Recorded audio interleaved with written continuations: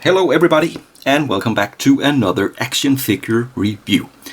Well, this time a figure for once showed up early, because this is the Sideshow Court of the Dead TBLeague Gethsemoni, the Dead Queen figure. And I was about to say, as usual, you get the box here with the figure. Some nice artwork on the back. But next to that, you also get something inside this packaging here, which I assume is the base. But let's begin with a look at the figure. So what you can do is to remove the front cover here of the box. And inside you'll find the instructions here and a protective layer. And then we have the figure here. Well, this is also my first look at the figure, with the accessories, the bone dagger here, hands, feet, and of course the head sculpt, which is, oh my god. So I'm going to remove the first top layer here, and then I'll see what is hiding underneath. So with the first layer removed here, then we have the bottom layer, which is this skirt here. Actually feels very, very cool and nice. And then we have the neck jewelry, and then I think there should have been something here. Yeah, it's over here. A stand for the base. That is new. And I think that's it. So let's continue with the rest. So let's put the box aside and conclude that this is a very nice packaging. Everything feels like high quality and safely stored inside. So no complaints here. And then turn the attention to this box with the base. And yeah, also these ghouls, small monsters here. Two different monsters and the crown, which looks a bit fragile, so I'll be careful with that. And then we have the base here. So I'm going to, well, get everything out of this packaging here, and let's take a look at everything. So here we have everything included with the Dead Queen Gethsemoni figure. The figure itself, of course, the crown here, two monstrosities. We have the base, typically TBLeague style base with skulls and great details. A new thing that at least I haven't seen before with TBLeague figures, a stand that you can attach to the base, the skirt, and all the accessories, including the bone dagger weapon here and the hands. So now I think I'm going to assemble the figure, and then we'll go into the details, the articulation and stuff like that. And here we have Gethsemoni in all her glory, with the crown, the skirt, the knife, and on the base here. And right now she is standing without the help of the figure stand, so she's perfectly able to balance, but it's a nice addition if you want to make her jump or fly or whatever. So besides the hands on the figure, we do get a couple of relaxed hands here, and we also get another pair of closed relaxed hands, and then we get the extra pair of feet as well. And as I mentioned earlier, we have these creatures, and the details are magnificent, and I think it's really cool that we got these with the figure. I think this one is meant to crawl around the legs of Gethsemoni, and this one here is, well, just meant to crawl and scream, and they are fabulous.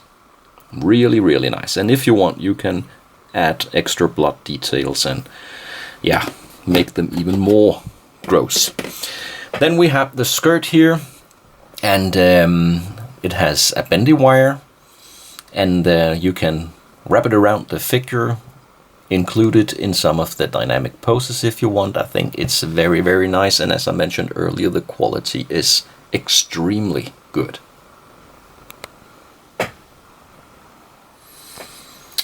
And let's remove the skirt here for a minute, and then you can see some of the attached jewelry and details on the figure here on the arms and also at the feet.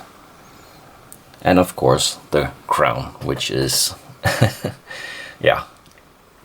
And I suppose it's fragile still. It feels like quality, and I don't think you have to be well, scared that you will break these things easily if you handle the figure with the proper attention and care, as you would usually do with your high-end 1/6 scale figures. And back here we have the figure stand, and as I said, the figure is not supported now. It can easily balance and stand on its own. I'm not going to spend that much time talking about the articulation of these figures. If you want to, you can look in the instructions here. They are pretty much basic instructions for a Phicen body. And if you don't know, I can tell that these figures have a steel skeleton, and they are able to move in almost every way you want it to. But be careful not to leave the figure in dynamic poses for too long, because then the skin here might break. But I must admit, I own several Phicen bodies and figures, and I really haven't experienced a lot of damage over time. But still, I would recommend to take care and leave them in more relaxed poses, and then you can always go crazy if you have to put them on a display for a short time or take action figure photos. If we move in a little closer here, we have the head sculpt, and I'm not going to say that I don't like this head sculpt, because I think it captures the look of the dead queen. And yeah, take a look at her eyes here. I think it's a cool head sculpt. It's a bit more comic-like than the usual, more realistic type of Phicen head sculpt. But again, it is a comic, the Court of the Dead. So, then again, I think it's spot on here. If we move the figure or turn the figure around, you can see the details on the back of the crown, and then the body has a lot of tattoos here. On the back mostly, but also here on the legs and the arms. So the dead queen has a tattooed body. The color of the skin is a bit more white than on the promo shots, but still I think it's the right look for this type of figure. And all the hands here come decorated with rings and jewelry, so you don't have to worry about that. They are already decorated, and which means they are all sculpted for this particular figure here. And then we have the weapon, the bone dagger, also looking very good. And here we have the dead queen next to Keir, the first sword of death, and these two are two incredible figures, especially if you're interested in the Court of the Dead. I highly recommend to check out these figures. And then I wonder what else we might get from the Court of the Dead series here. I haven't heard anything about future releases, but I'm excited if TBLeague and Sideshow will continue to release characters from the Court of the Dead. And if we don't get more than these two, still check them out. They are magnificent and they look cool on display. For now, I'm going to leave you with my opinion about Gethsemoni here, and then I'll conclude this review.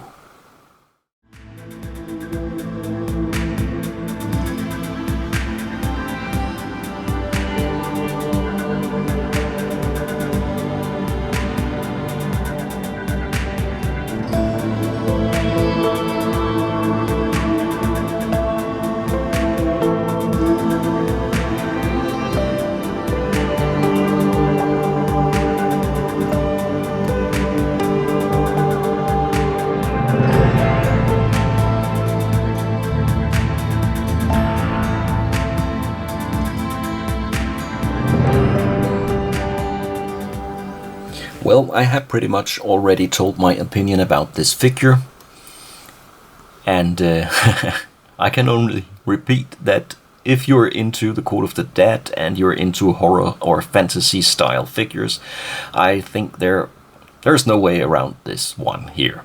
I think you really get a lot of value. You get several different display options with or without the skirt, with or without the base, with or without the monsters, with or without the crown.